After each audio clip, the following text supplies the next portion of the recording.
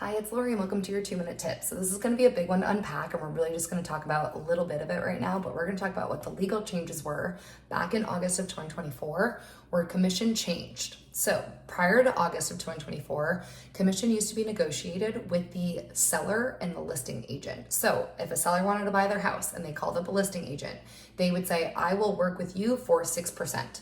And from that, so let's say 6%, the listing agent could say, I will take 3.5% and I will give the buyer agent 2.5%.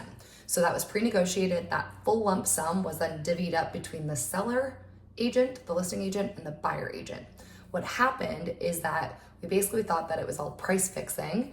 And so now it's negotiated when you submit an offer. So as a buyer's agent, if you're going to go shopping around and looking at homes and submitting an offer with a buyer's agent, you're going to now have what's called a buyer broker agreement signed that basically says this buyer agent works for X amount. Let's say that's 2%, 2.5%, whatever that is.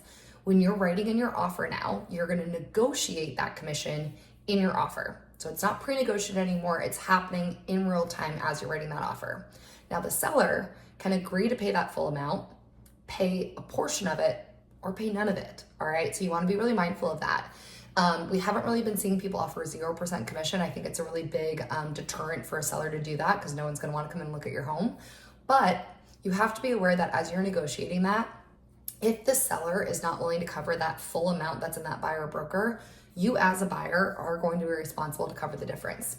Now, it can always be negotiated down. It can't be negotiated up. So you do want to be mindful that as you're working with your buyer agent, knowing that that contract that you signed, what it all entails, ask questions, really start to get down into it. Again, this is just really skimming the surface, but basically what happens now with buyer agent commission is negotiated in your offer.